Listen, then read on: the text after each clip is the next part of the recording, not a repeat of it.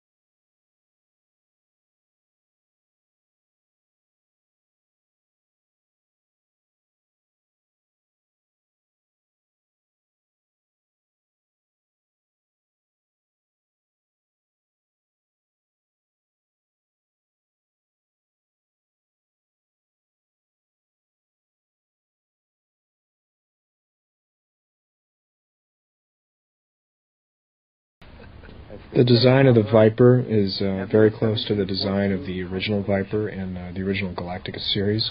David and I, early in the process, had extensive discussions about how close does the show visually hew to the designs of the original.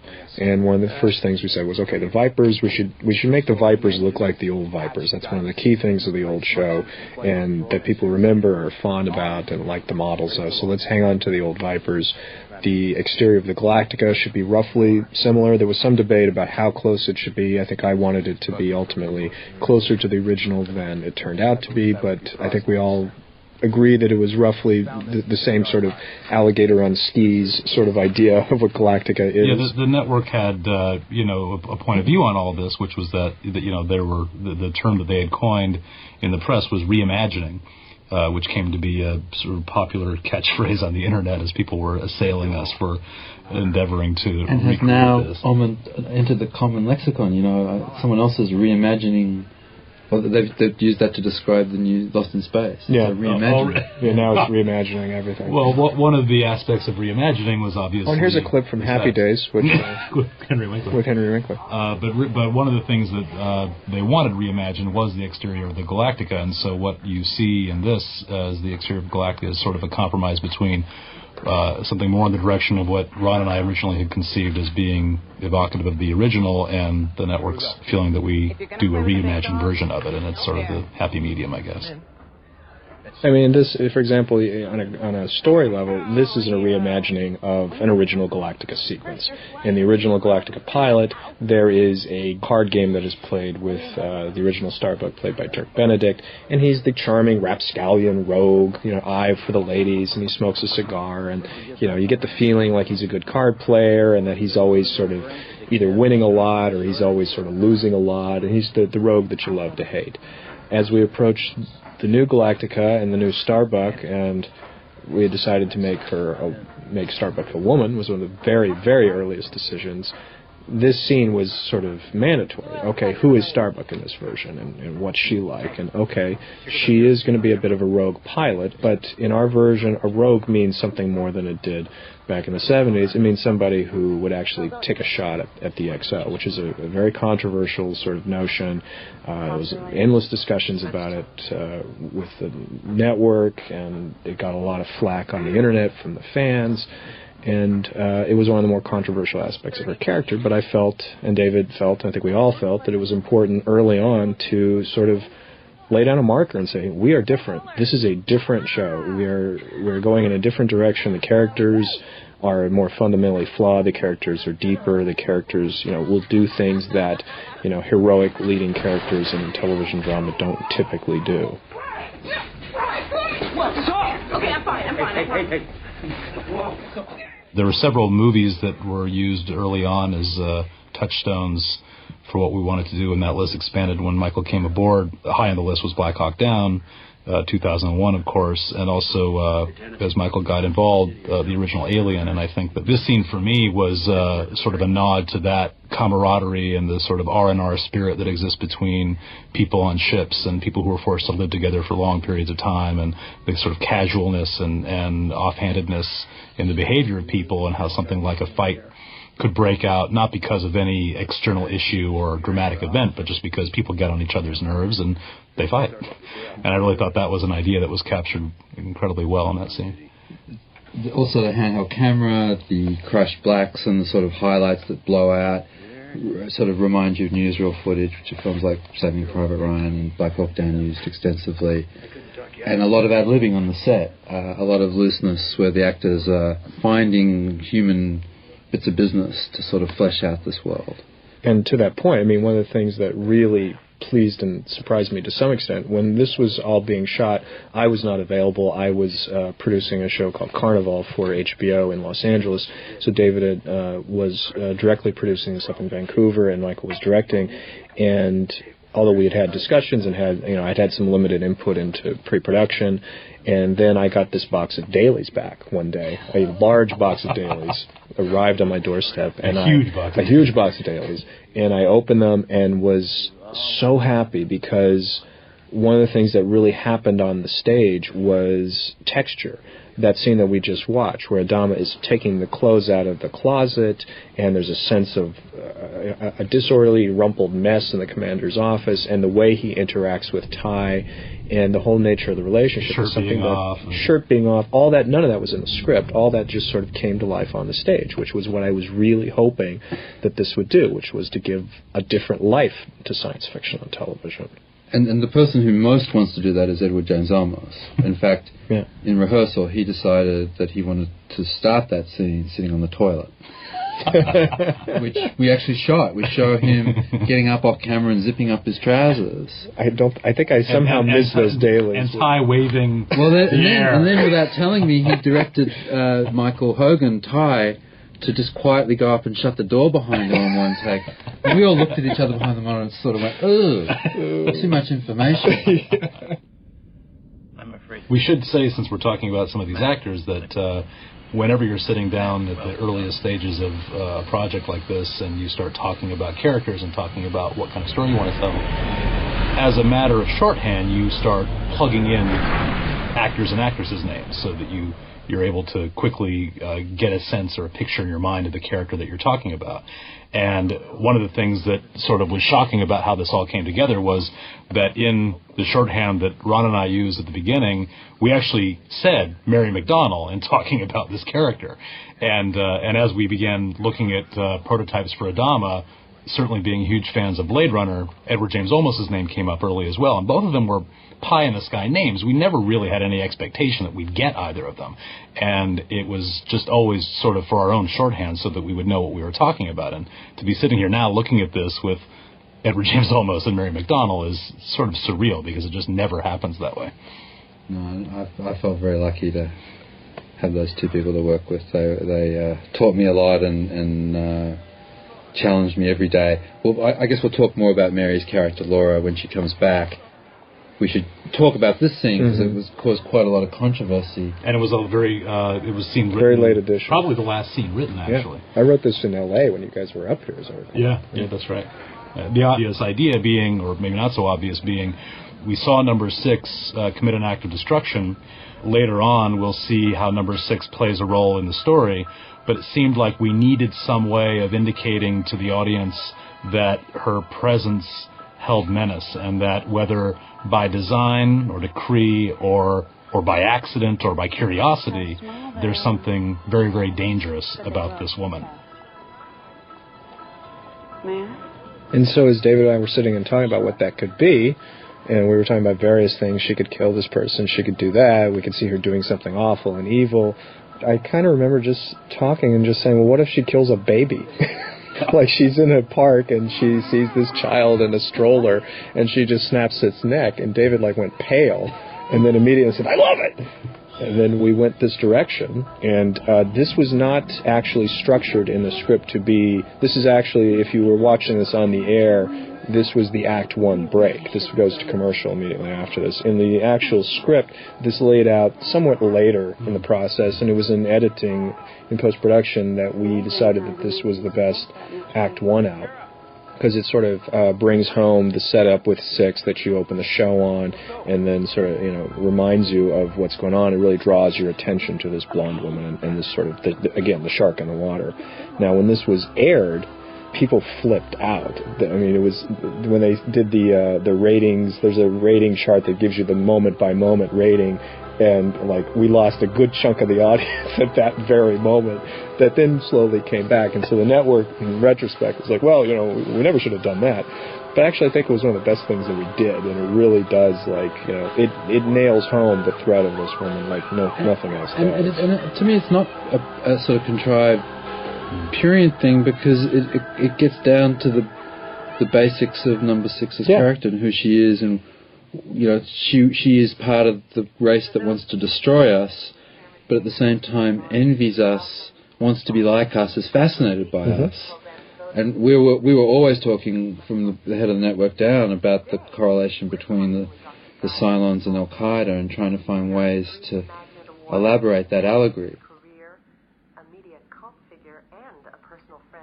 Now, I have to point out, coming up, show I produced a few years ago called American Gothic had a great scene in it that I loved where Lucas Buck, the devil, punishes his concubine who's with another man by having her reach a fever that threatens to basically boil her alive. And I was thinking about this as Ron and I were talking about what we could do with number 6 and what sort of interesting things we might be able to show to, again, maintain her menace. And sort of in the category of why Ron is a great partner, I stepped out of the shower one morning and said to my wife, okay, I have an idea, but I don't think Ron will ever go for it. And the notion was that Baltar and number 6 are making love and that they're beginning to get more and more heated. And she's saying to him, I'm so hot, I'm so hot. And we come around and see that on her back, her spine, in sort of a nod to the red light of the original Galactica, is beginning to glow. And Ron looked at me, didn't break a smile, and I thought, oh, he just hates this now. He thinks I've gone completely cheesy. And he said, okay. I was like, well, that works, and my mind was going, what does that mean? We have no explanation for this. None whatsoever. There's no explanation, but it does works. violate some basic logic and absolutely.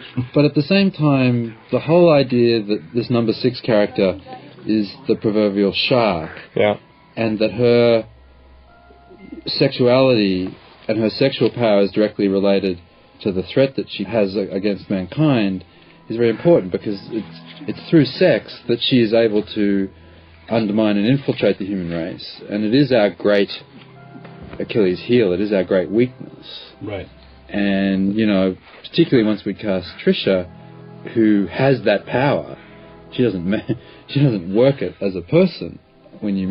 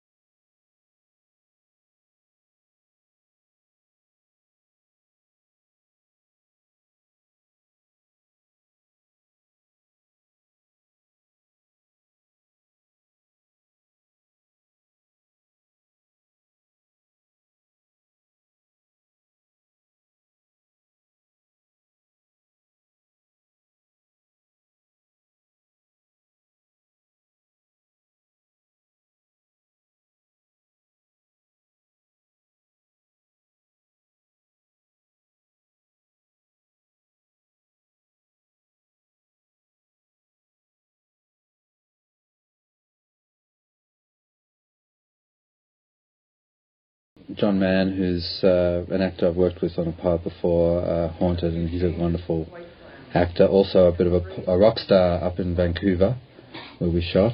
And is really great, and if we could find a way to bring his twin brother back. We killed off so many good actors.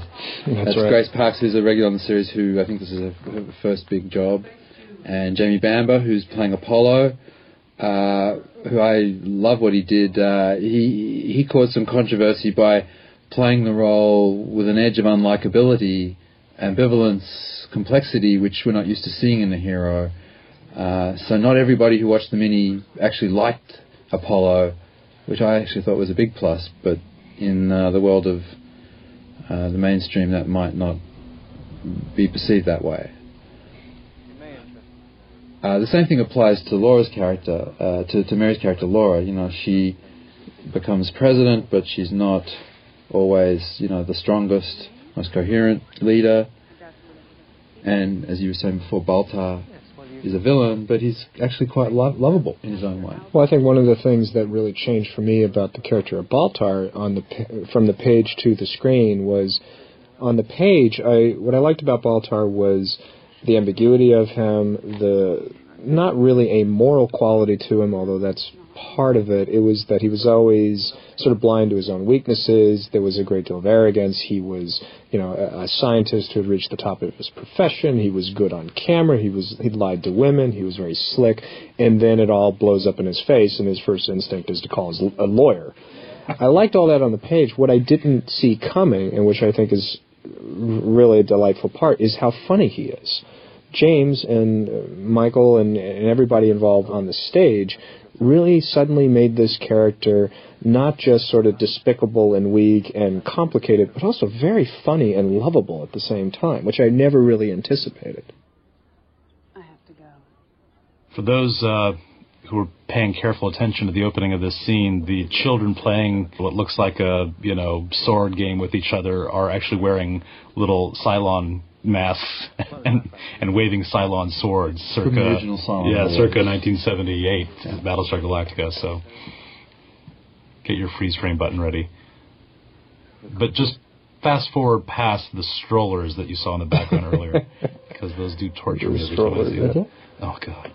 I remember on the day just going, are we sure we shouldn't just have everyone carrying their children? Well, it's part of a larger question. We decided not to do a lot of high-tech gizmo stuff to say, this is a future world. Also quite controversial. Requires the audience to suspend disbelief another level in a way. Well, yeah, in the original script, one of the things I loved, and it was a shame to have to lose when we needed to trim down the opening, was that the armistice officer, again, as Ron said, sort of bored by the inactivity of no Cylon showing up, takes out a snack, which includes an apple. And I thought it was a great visual way to communicate to the audience that this is a sister culture, and that we're not going to, have strange food and everything, looking like a bad prop house science fiction version of what we have, but in fact telephones look like telephones, people eat apples, the little girl later is going to refer to chicken pie. There are cues in this all throughout to tell you that on some level this is a sister culture that in a distant galaxy may have originated from the same DNA as our own. And Billy is wearing a suit and tie and speaking English. Right, exactly. Yeah, and it's stripping away a lot of that, again, a part of the artifice of science fiction, which is, wow, oh my God, that's a chair!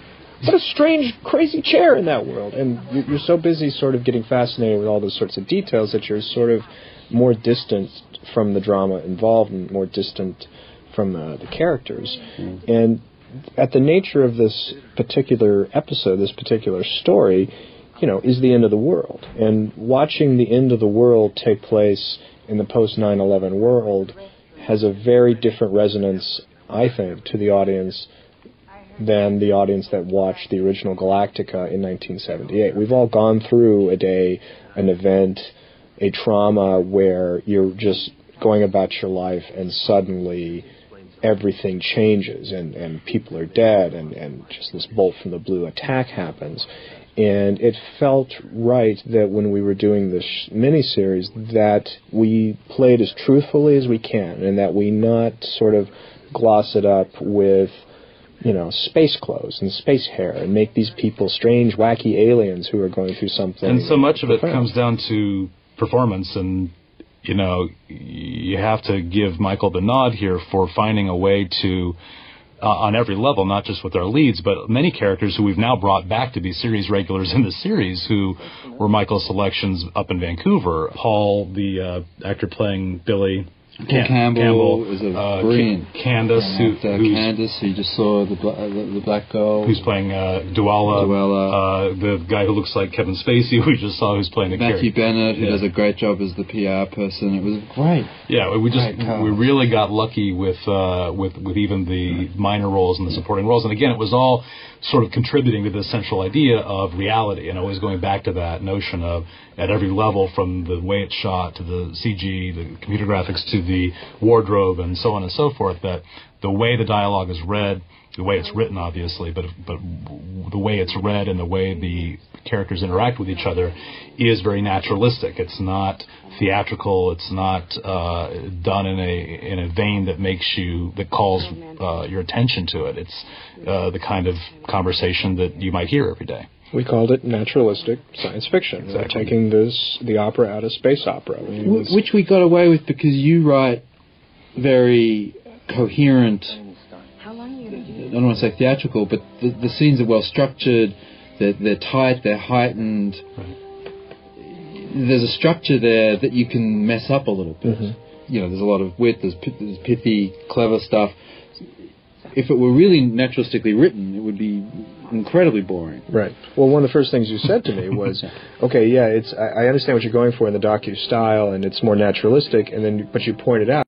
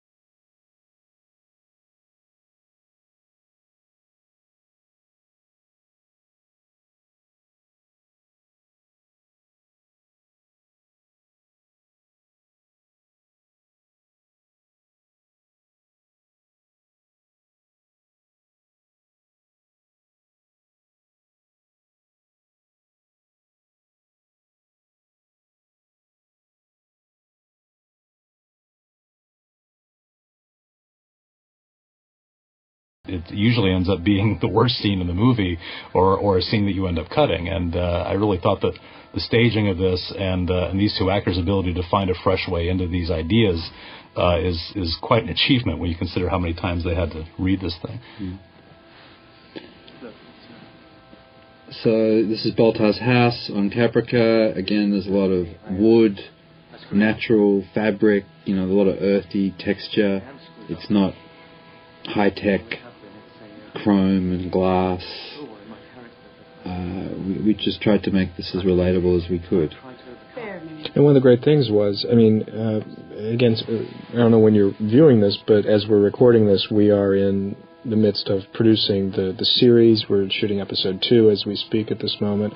And as David and I and Michael were approaching the series, there were things that really popped out to us in the miniseries that we wanted to do. And one of them was Baltar's house. Baltar's house was so interesting and so evocative and was such a great place that at an early stage I decided, let's keep going there. So invented this sort of, in the series itself, Baltar continues to go to his house, his destroyed home on Caprica, to have conversations with Number 6 as sort of a refuge in his mind to get away from the awfulness of life aboard Galactica. A great idea.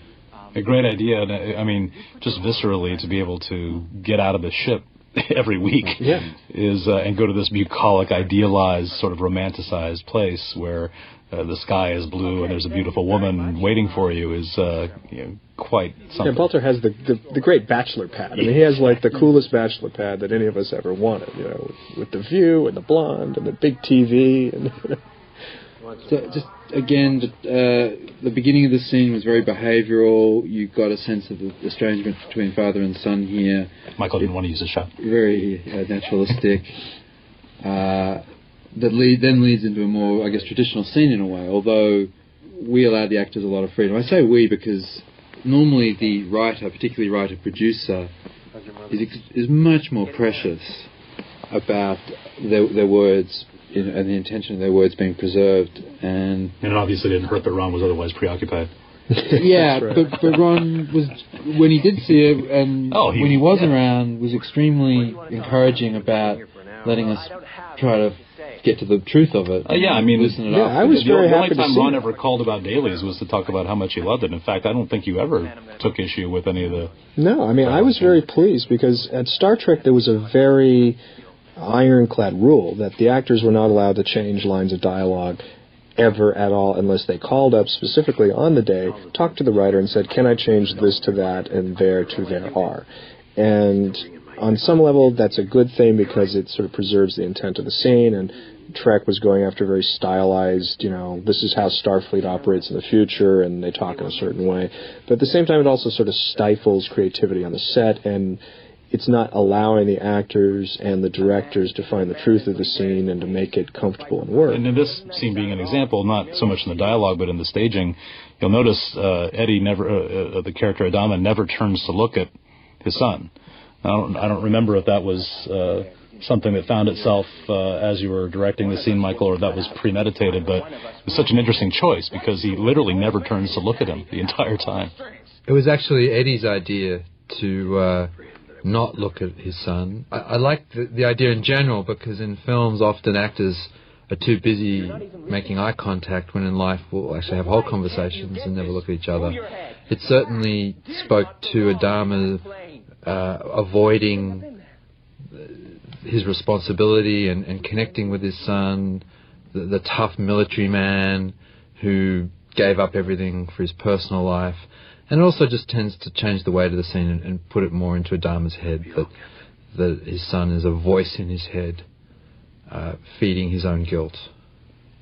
And as a character, what I liked about Adama and his relationship with his son and the other people in his life was that typically when you play this kind of character in a science fiction series, the captain, yes, he gave up a wife and child, and he's decided to have the sort of monastic existence as a captain, and he pines secretly for the home and hearth, but you never really buy it. You never really go, Kirk would be much happier in his cabin, and Picard would be much happier, digging around in the dirt. You know that they were really meant to be captains. Well, with Adama, there's a real sense of loss. There's a real sense that this man made certain choices, and he's lived with them, but there is a real cost. He has a difficult, estranged relationship with his son.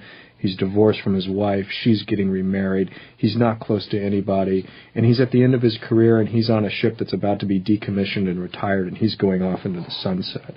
And that's an unusual thing for the leading character in one of these shows. Particularly for a character who's preparing himself to disengage and to perhaps deal with some of these unresolved issues, to suddenly get called back to duty and called back to action in a way he never really was during any active part of his career. So it's a great dilemma to place your lead character in. You knew I wanted access. Just a plug about the costumes. Deborah Everton did a great job on the flight suits, but she put a lot of energy into designing costumes for number 6 that were sexy, otherworldly, somehow non-human. This one is a sort of, I guess, a riff on the spider motif. The first costume that number 6 came in was a see-through Chanel suit, which only, I guess, the more refined fashionistas would get. I had nothing to do with Which would not be me. You know. Again, I like this writing very much. He finds out that he's responsible for betraying the human race, Specifically, and immediately starts calculating the consequences to himself, which in a way is a form of denial. He's not really actually processing that he could destroy the human race, but that he's going to get caught. Well, I think the thing about Baltar that's so interesting is that it's difficult. It's more difficult with this quote-unquote villain to distance yourself from his point of view. He behaves in some regard the way many of us would in these circumstances. Yeah, we would panic. So you can't say to yourself, "Oh, I'm enjoying this villain from afar," or "I hate this villain from afar." In some respects, the villain is us, and we're forced to relate to him.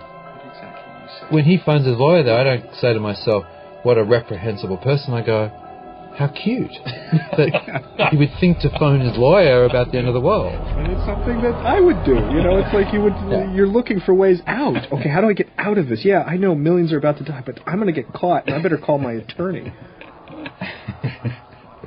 Which is how people behave. They're not. Yeah. It's like after September 11th, we were more shocked. It took so long to get over the shock of it. And what we worked very hard to do is not have people process things too quickly. Oh, the world's been destroyed, we're under attack, we'd better do something. Now, the military personnel, when it happens, go into autopilot like that's what they're trained to do. But the civilians are extremely disoriented for the longest time. Yeah, you go around and you go, oh my God, how does this affect me? What does this mean? What am I supposed to be doing? And it's also just sort of, he's a villain in the piece, but you typically have your villains, in a weird way, behave heroically in crisis moments. Usually the villain doesn't panic when a crisis happens. Usually the villain rises to the occasion in an evil way and does something, I will get out of this circumstance. He doesn't call his attorney. Go, oh my God, I'm going to get caught. Oh, please help me,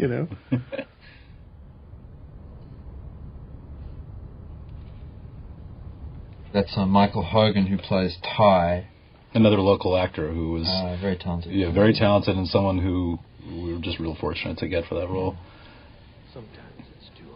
This, to me, was a really important beat in the life of the character, that Commander Adama, the military leader, on the eve of the destruction of his world, for personal reasons, in the middle of sort of a standard issue speech about patriotism and sacrifice and honor and things that, we have heard many, many times in the culture, that, people get up and on these formal occasions and they pay lip service to a lot of noble ideas. But Adama, in this moment, breaks, and because of what's going on with his son, it makes him take a hard look around at who they are. Why are we worth saving? Why do we deserve to survive? Who are we really? We're putting all these men and women in harm's way, and we're spending a lot of money in defense, and we're doing all these things, and we're telling ourselves we're the noble creatures, children to the lords of Kobol. And look at us. We still, this was a much longer speech in the script, and it went in, it was a little too long, but, the ideas are still there about, well, who are we as a people? Who are we as a species? And the way it's shot here is really significant, because he's, again, suspended in space. You've got that sort of signature Eddie Olmos face, which he calls his trademark, and he looks vulnerable. He looks alone. And it's a very effective scene, both in the way it's written and the way it's shot and the way Eddie reads it here.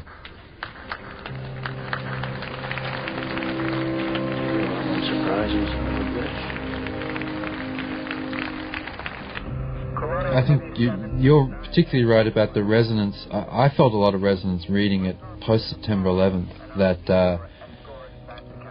the immediate, the 6 months after September 11th, there seemed to be a deepening of the American experience, where people would say hello to each other in public spaces, and suddenly we were focused on family and heroes and loss and bonding together. And then within 9 months, everyone was watching The Bachelorette and the worst sort of shallow garbage. And I said to myself at some point watching TV, at some level, was Al-Qaeda right about us? Are we that superficial and decadent that we just go back, we sort of tap back into this meaninglessness? When one of your leaders says, when the top of the pyramids looks around and says, well, the response to 9/11 is to keep shopping, when that's the noble sacrifice that you're asked to make. Ask not what your country can Are we for worth you, saving? Are we where worth you can saving? shop. Is this really right? And this show, this series began in that world. Began with David and I talking about things that were happening today, and we wanted this particular piece of science fiction to be relevant, to comment on humanity, to take a hard look at the culture and what was happening around us, and that it would have escapist tendencies in it and attributes, but that it wasn't purely escapist. That the show was ultimately about something, and it was about us, and it's about this point in time and what we're going through. I can't die. When this body's destroyed, my memory, my consciousness will be transmitted to Now, you. I really like the way this I'll just wake up somewhere. the scene is directed because, again, sort of walking that line between pathetic Baltar, a villainous Baltar, and a relatable Baltar, I thought, this is a scene that is simultaneously horrifying and actually gets a couple of laughs every time I watch it in a group of people. He shrieks as he sees the red lights, and it's a great balance, I think, of all those different ideas. Well, I love the way she pushes him down to her, not to crotch level, but like a mother protecting a little infant. Mm. This is a great moment with Eddie. I love the cluttered look of his quarters. I'm sorry to disturb you, sir. And this is essentially a riff on the alert from Pearl Harbor in 1941. When Pearl Harbor was attacked by the Japanese, a flash message went out to the fleet that just said, "Air raid Pearl Harbor, this is no drill." Yeah, and that's what the end of the world will be like. Yeah. It'll be this banal... Boom. It's over. This gentleman, Alessandro, who plays Gaeta, is also very strong and Alessandro. Did I say his name incorrect? Yes. Oh, sorry. What My did very you good say? friend. I thought I said Alessandro. We call him AJ on this side. AJ, yes. This is my wife, Jenny. Thank you. very, very talented actor.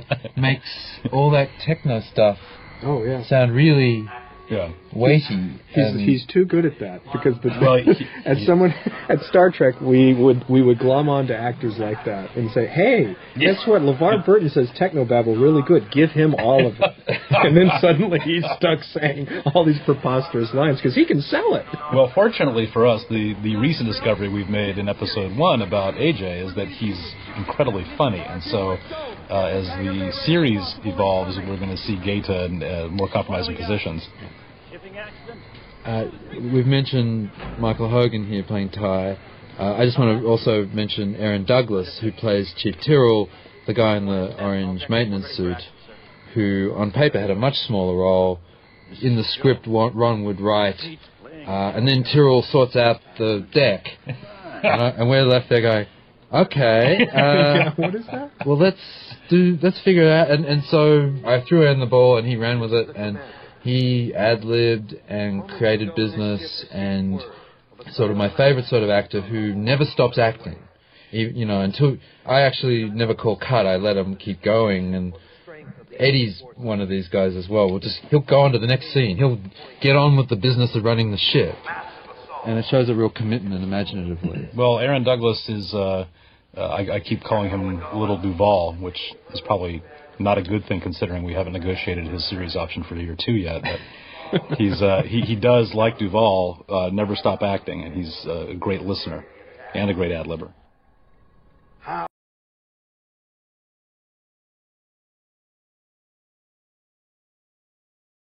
Is that as of this moment... So we were using a lot of Aaron's beats just to add a human face to a lot of what was happening. You're ready for this. It's a very human show. That was also one of the hallmarks that we kept saying, was this is about human beings, make them real people. All these little reaction shots of people reacting as they really would. They're not playing false heroics. They're not giving the artificial never say die kind of beat, and they're not milking the pathos of it either. They're just reacting like human beings would react. So let's get the old girl ready to roll and kick some silent ass. Like that's kick some silent ass and ad-lib. Totally him, yeah. Not my style at all. Too American gung-ho. Yeah, but I was at the monitor jumping up and down. David was loving that, and he was right, because that's what military people do. They jack themselves up and they want to kick ass, and it made complete sense. And you can see that the crew didn't like burst into spontaneous like cheers. They sort of like, yeah, okay, let's go kick some Cylon ass. He said, right. you know. Well, in the editing, we took the edge off it by just having him turn to himself and say, "I hope this is for real," which is from a different scene. Yeah. So you go, "Oh, it's an act." Yeah. He's putting on the chief face. Right.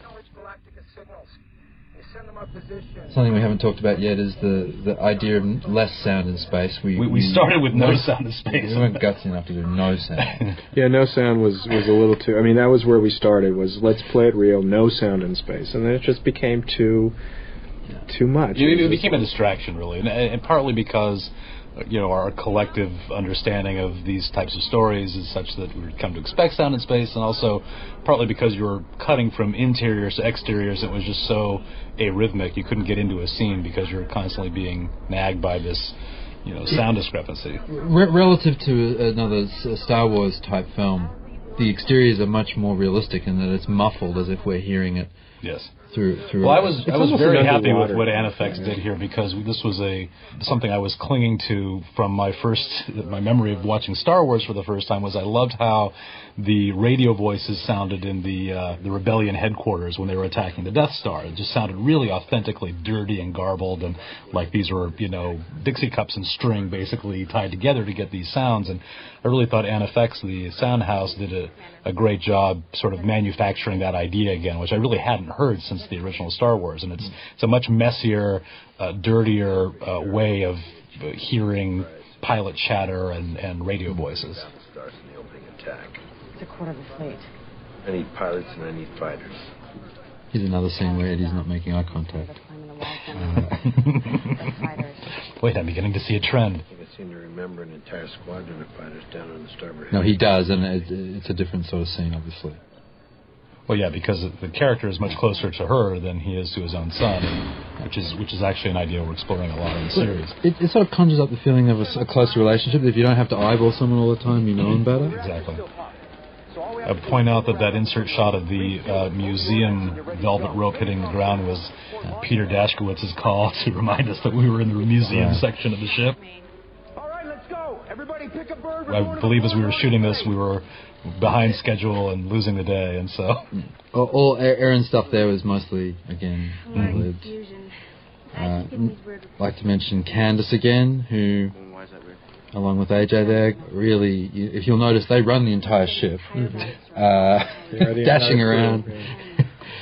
And of course, very good quality. The trimmed corners of the paper, which, if you'll pay close attention, it's a telltale sign you're in the world of Galactica. Yeah, that's our one nod to its space. Look at the paper. We tweaked every odd thing, The prop guys spent weeks trimming corners off every piece of paper and every book. Roger that. So you'll hear there's less sound in space. The aerodynamics or the space dynamics, the way the ships move, they don't. Yeah, they're not really just. We're playing them not as atmospheric fighter craft. I mean, these are space vessels. There's no reason why they can't go up and down and sideways and backwards, and it's all governed by the laws of inertia. Originally, we had a sequence where we see one of these Vipers go down into an atmosphere, and then the flaps kick in, and we suddenly understand, this is why they're pointy and long at all. Mm-hmm. Or why they have wings at all. Yeah. Yeah, why they even have wings. And we didn't have the time or the money to finish that. I gather you guys are going to use it in this series. Yeah, episode 4. Great. This is a great sequence. This is a great Richard Gibbs moment, our composer. This is a sequence that you're accustomed to seeing played against big orchestral music or sort of a bombastic score, and you hear a very sparse percussive drum beat that grows in intensity as the scene evolves, and it's another way in which I think we were trying to move away from the trappings of the genre. Right. It's also the reveal of the new Cylon Raiders for the first time. In the original series, the Cylon Raiders were essentially flying wings in sort of a disc shape, and I never felt they photographed very well from any particular angle and didn't look very sexy at all. So I knew that we wanted to completely change that idea, but I don't remember, I wasn't really involved as you guys evolved the Batwing. I think it was... We said we wanted to, I was really into the idea that these things weren't Cylon flying craft, that they were Cylons themselves. It's sort of a biped mechanistic Cylon that had been squashed with an anvil and made into a flying craft, and so that's where we were able to. I love that. I love Yeah, that this is the other a lot of people's fighter favorite bumps shot. into it. But it when we saw that reveal of the oscillating red light, as we talked about at the script stage, it was a way of nodding to the original show and maintaining one of the icons of the original, but doing it in a completely new way. And that shot, look at that shot. That's great. Well, you're expecting a gung-ho traditional dogfight, and what you get is a slaughter. It's this turkey shoot where these poor pilots are rendered helpless and just have to face their death and destruction. And, again, thank God for John Mann for doing such a great job right here, selling that. The frustration and helplessness as you're about to die. It's also great, too, because usually there's this sort of odd, cliche or tradition, whichever way you want to look at it, that the heroes are always outnumbered by the bad guys. It's always 10 times as many bad guys as there are heroes, and that's, if we're ever defeated, it's only because there were more of them than there were of us. And this time, it's completely the opposite. There's only 2 Cylon fighters, and they completely clean our clocks. It's also a very well-edited scene. Danny did a remarkable job with that sequence. Danny Cooper? Our illustrious editor. Laura's cancer was also a very early idea at the script stage.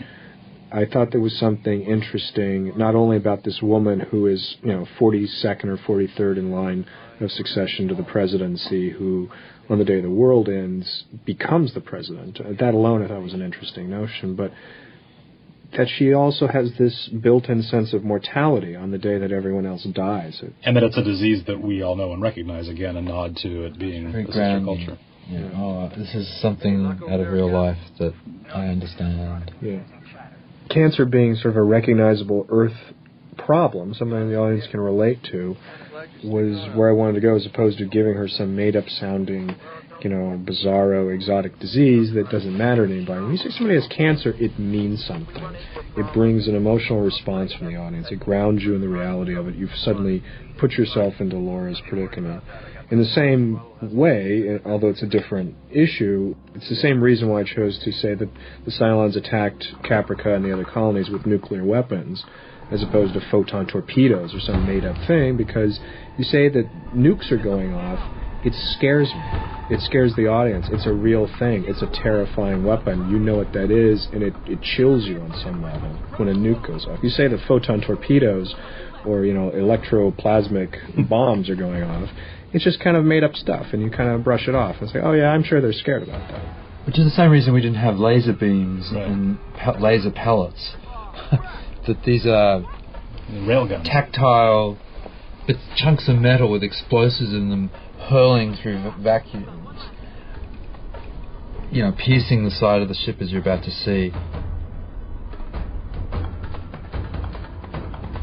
Although the whole thing about the nukes I find interesting, because we did a lot of research watching atomic bombs, because we have some in this show, and it just struck me there was a quantum shift that happened maybe post September 11th, where, starting with the Sum of All Fears, it became acceptable in a story to have a bomb detonated, even in a United States city, and you could still have a happy ending. It used to be in the 70s that would have been it. That was, that's the end game. That's the end. We lost. Yeah. If the nuke goes off, it's a bad thing. It's not a bad thing, but we failed, the hero failed, the story's done. James Bond, everyone. It's all about averting that. Or you play it in a satire like Dr. Strangelove as sort of a joke, but you wouldn't have it. It was still like a non-recoverable event. But you're right, Sum of All Fears, suddenly you've got Ben Affleck.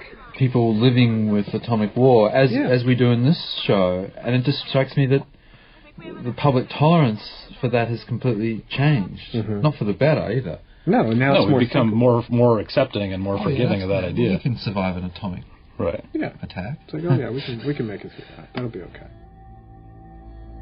It's interesting. The cockpit sequences we just saw were really, they're staples of the genre, but in many respects, because of the way we've established, the documentary style, the handheld style, a unique rig was necessary to get angles and to be able to move around those cockpits in such a way that it felt as visceral as the rest of what we were shooting. And so, while they tend to be sort of easy to accomplish in science fiction drama and sci-fi TV shows, they tend to be, for us, one of the harder things that we have to do. How many people in Caprica City I underestimated as a director how difficult and exhausting it is for an actor to sit in a helmet in a cockpit all and day, believe that they're being shot at and that they're banking and turning and firing and that someone else they knew just got blown up. It takes an enormous feat of concentration on the actor's part and a lot of feeding from the first assistant director to sell them on that concept.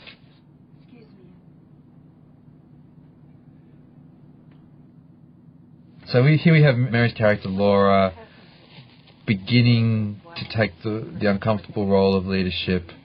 It comes much more naturally to Adama.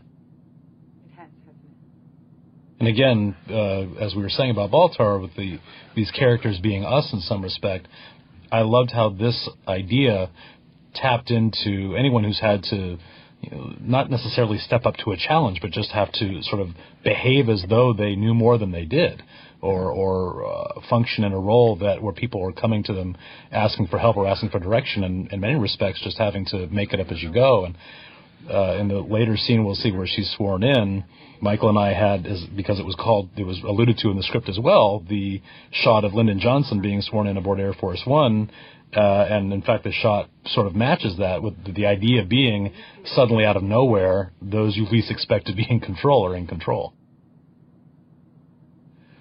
What I really like about Mary is the way you can see her figuring things out as a character. Laura is handed all of this, unexpectedly.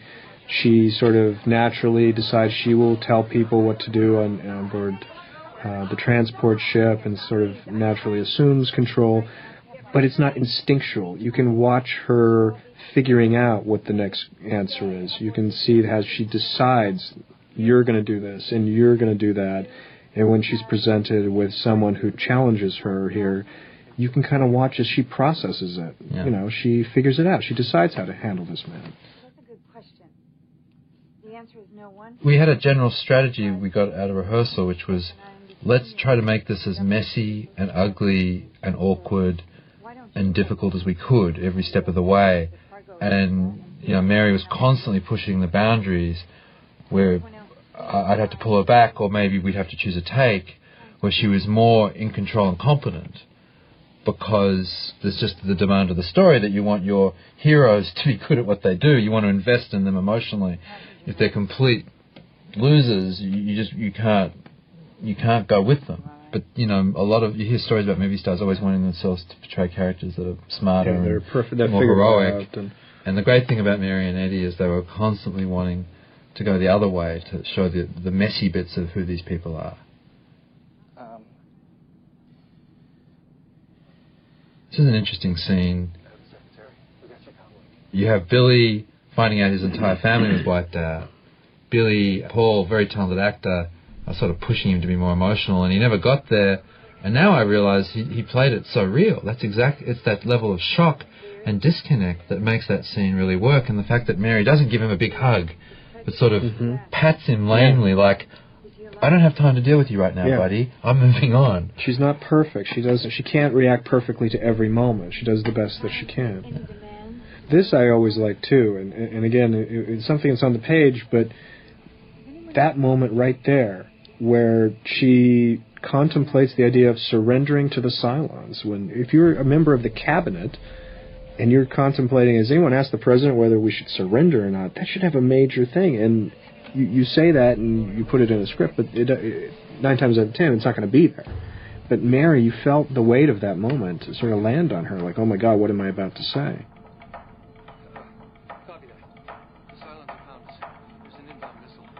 Knowing that on a normal day she would be shouted down and... She'd be at the far end of the table, and who cares what the Secretary of Education thinks? This is the beginning of a sequence that was largely lifted due to running out of money, where Lee is bringing this heat seeker away from the Colonial Transport. Yeah, originally this went onto an asteroid. Yeah, this ultimately became a sequence which we are now going to resurrect for one of the episodes, in which Lee is able to get the missile into a nearby planetary atmosphere and basically have it chase him through canyons until he gets it into a position where he's able to destroy it.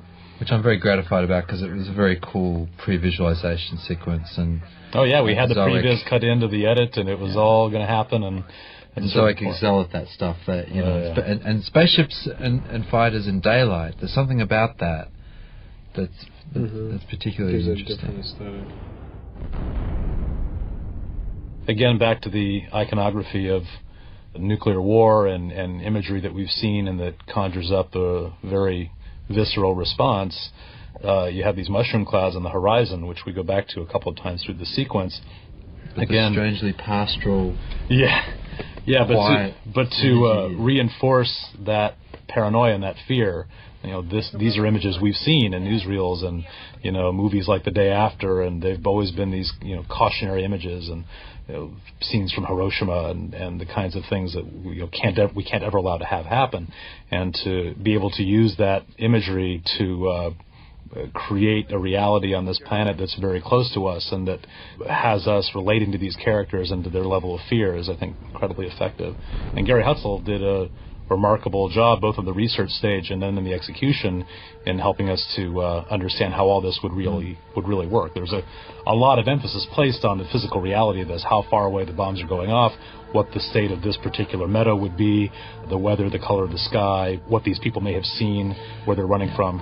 And just the focus on the people trying to escape, not showing violence without consequence, but really just showing a microcosm of a much larger problem. Well, I love the texture of all those people running. The guy that had his books, the guy in the crutches. Yeah. Baltar's got his briefcase. I mean, it really is that sort of end of the world moment where you just grab something. Why is that guy running with a stack of books? But there's something so human about that. Fine.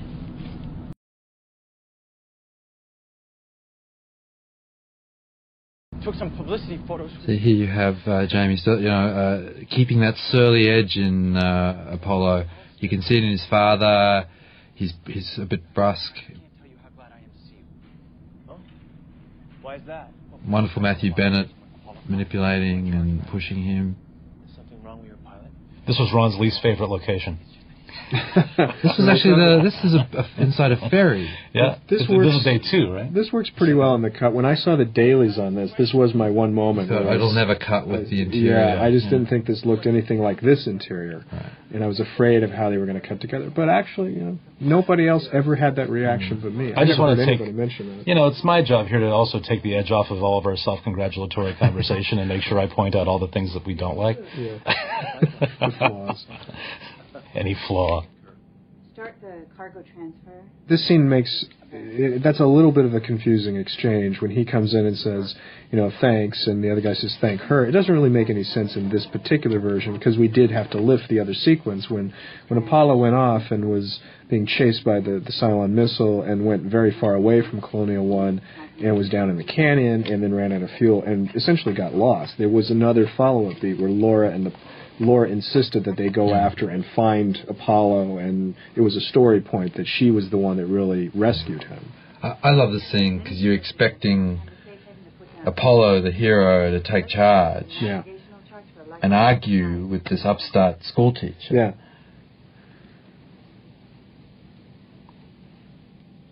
Ladies in charge. I just love that. He's so strong in that moment to allow her that power. Yep. Now, these guns were direct lift, or sort of indirect lift, I guess, of Blade Runner. And I remember when I saw that film, it was so refreshing because we had been kind of forced to swallow these laser blasters in all the Star Wars movies and their rip-offs.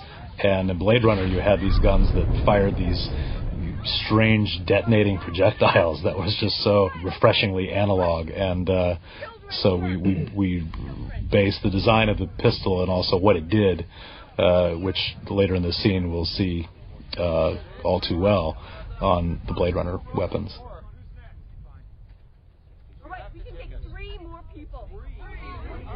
Again, the writing here, this whole idea that you can save 6 children, a couple of extra survivors, and the rest are going to perish in a nuclear cloud of radiation, is very dark.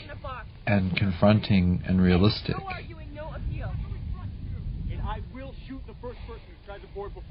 It creates real jeopardy. It's real jeopardy. It's not TV jeopardy. It's most of these guys are going to die. Yeah, these guys, the Tomo, who you just saw there playing Hilo, was so good, and we were so pleased with what he did. Again, another Canadian day player. We made a series deal with him, and he's now playing a pretty key role. You're giving that away. No, they will have seen the show. This has been on the air.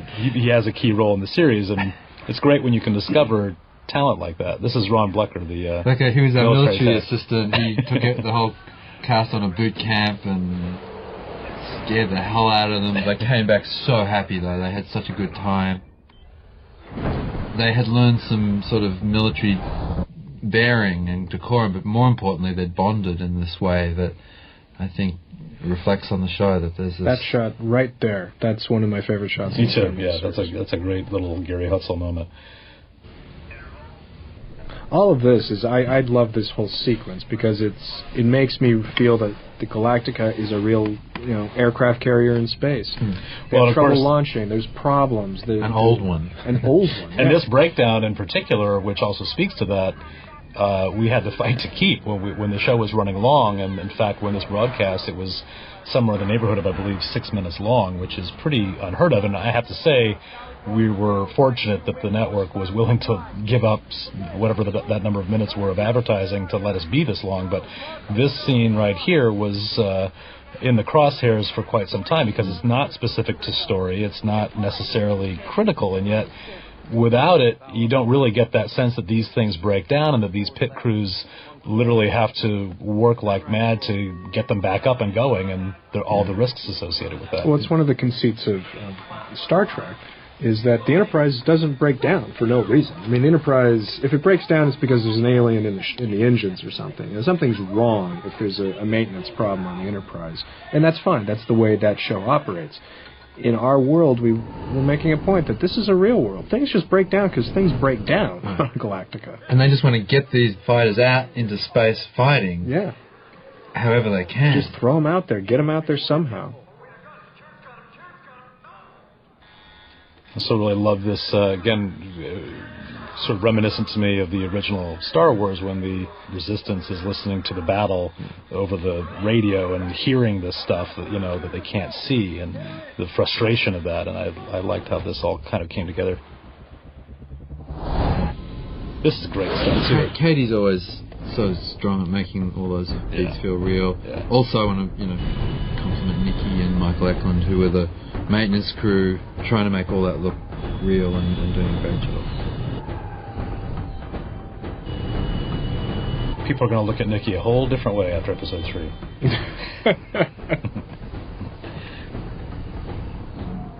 A little breaking of style there, but that's okay. A little breaking of style, but spaceships flying backwards, breaking the plane, not being afraid to show spaceships upside down. Well, the whole idea of breaking style is if you have a style and you have a language that you've established with the audience that has some consistency and some continuity and a level of expectation to it, then you can break it and the audience will go with you. Sometimes these things can get sloppy and the style is there is no style, and so sort of anything goes, but you're not really involved. And in this case, I think when we do a snap zoom into a Cylon like that, which isn't a literal POV, it's such a breaking of style that the audience says, okay, this is significant.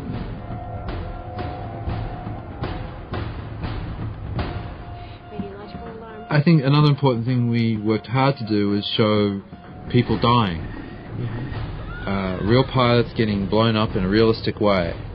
Again, it's not just a video game where there's no consequence.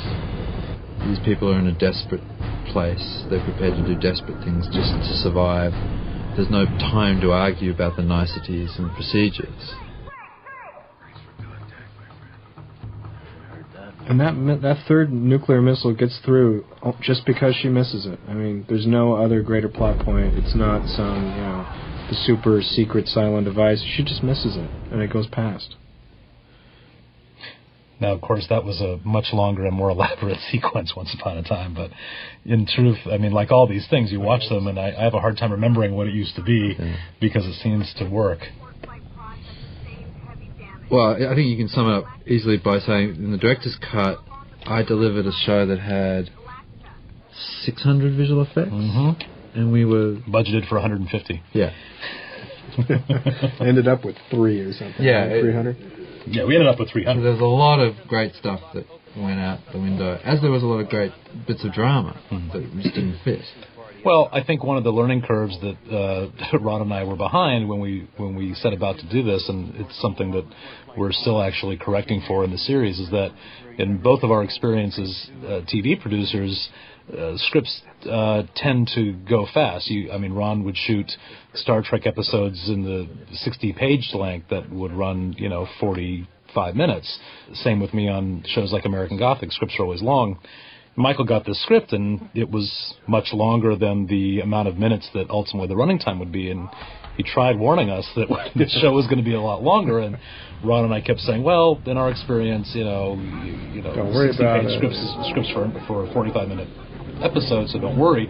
And truthfully, it's the naturalistic style where you hold a beat a minute longer. You're not cutting things in an MTV way, and it does tend to play much closer to a minute a page. And so consequently, there's about an hour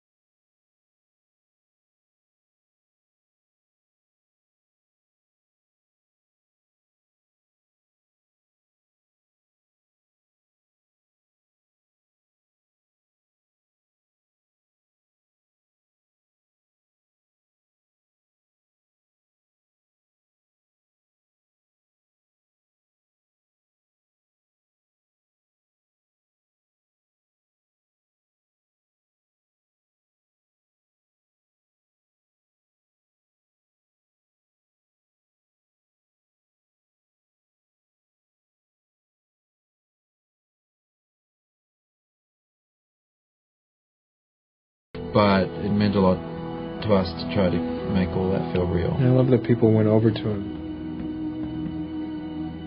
And this shot... Last shot of the day, barely got it. This shot is probably what brought this character back for the series. Yeah. It's that moment, the heroic moment, and you kind of go, God, I wish that I could see that character again. Well, everyone loved Hamo and was horrified that he wouldn't be around. Now, for anyone paying attention to these cockpit scenes aboard the Colonial One, pay close attention to the African-American actor playing the co-pilot. He is the best extra ever to appear in a motion picture. Giles. he was a regular extra now on the show, and hopefully with the approval of these two people in the room with me, he might even get a speaking part one day. I don't know. Well, I don't know how much of it remains in the cut, but there are always these wonderful little bits of him looking like he's about to say something and then thinking better of it.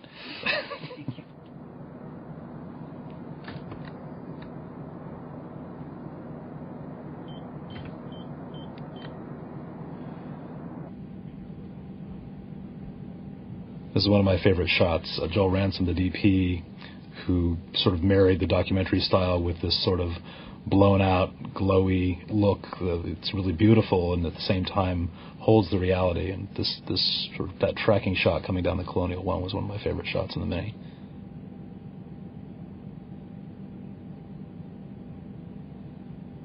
How far down? 43rd in line of succession. And this is one of my favorite scenes with Mary. She knows, they both know, they kind of know what's going to happen. There's an inevitability to the sense that she's probably the only one left. She's probably going to be the president. And it's that, this is the last moment before the weight of that will land on her shoulders. And it's, in a way, it's the last time she can be truly human in front of somebody. Now, of course, as you watch the scene, the thing that was always striking to me, and one of the reasons why I'm always amazed at what you learn when you embark on a project of this size, the starfield out those windows is basically a black drapery. We're on a sound stage, and as we were lining this up, we talked about it during prep. I didn't quite believe it, and I looked and I said, so that's it? And Gary Hutz looked at me and said, yeah. I said, so we're going to shoot through these windows, and the audience will see out the windows, and they're just going to see that curtain, and everyone just goes with it and thinks that that's outer space? He said, yeah, and you watch it now, and it kind of works. I guess that's what they do in all these things. But it bothers me terribly, especially when you track across them and they move. I know. So this is the LBJ Air Force One shot. We literally had, it was in the script, we literally had the photo taped to the monitor of Lyndon Johnson swearing in. I just want to say one more thing about the last scene about Mary, which applies to this as well. Is, as an actor, she's not anxious to show or demonstrate what she's feeling. Maybe it's a TV thing that people think, oh, well, I've got to stop them surfing, or I've got so few beats.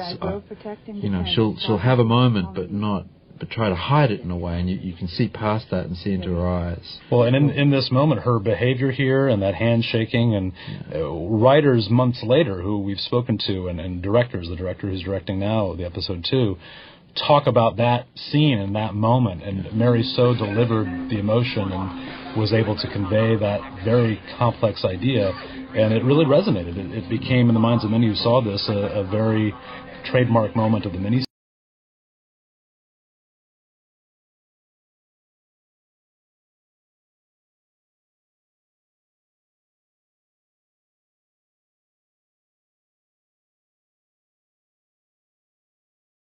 Material downstairs dealing with the aftermath of the fire, the human cost, how many people died in the attack. I mean, there was some people who watched the miniseries and said, well, I really wish we had gone and seen the fleet destroyed. I wish we had seen the Cylons destroy the entire battle fleet, and that would have been cool.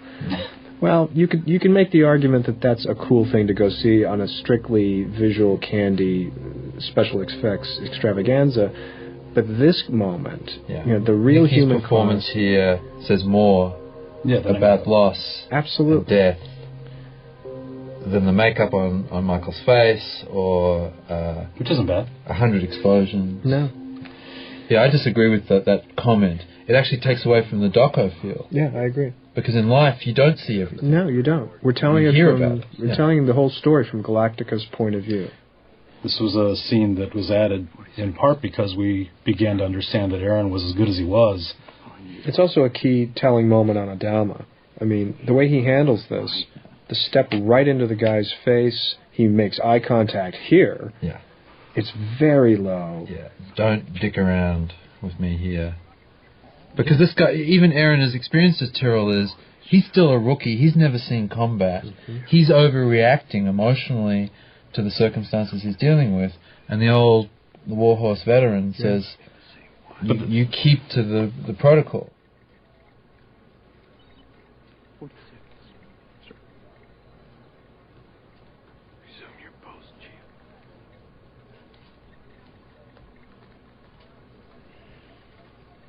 And the staging here is great because, of course, now he's going to walk right by Ty and hold his tongue. And that performance also works because we've established now that Tyrrell barks a lot, yells a lot, is a big mouth. So when he gets quiet and when he starts to whisper, that's when you know he's really furious. I think the other thing is Aaron is a lot younger than you imagined the character. Yeah. He is. You could imagine a crustier, more gnarled old guy running the floor. That was the archetype, because when I was thinking about the relationship, I was interested in having a pilot and the crew chief having a forbidden love affair as another texture of the reality of the world, and putting men and women on warships together. And things happen like this. They do have forbidden romances. They do get together because men and women are still men and women. And I wanted to play some of that, and I wanted to play also, that it was difficult and it put them in an awkward position. And I started to, I think, on some level, I thought, well, let's get even more clever than that. Let's make him older as well. He's not a kid. She's young. He's older, but she's his superior officer, and he has to report to her. So I thought all those sort of things would come into play. And then you cast Aaron. And Aaron is much younger, more ruggedly handsome, and it just gives it a different flavor. But it's also nice to see that the crusty crew chief is not the old crusty guy. It's actually nice to have to sort of break that archetype as well. Who's the senior officer? Who's in command? Send a message. So again, I would have said Candace's, close up when she hands him that piece of paper. Says more than all the explosions we could have stuck in.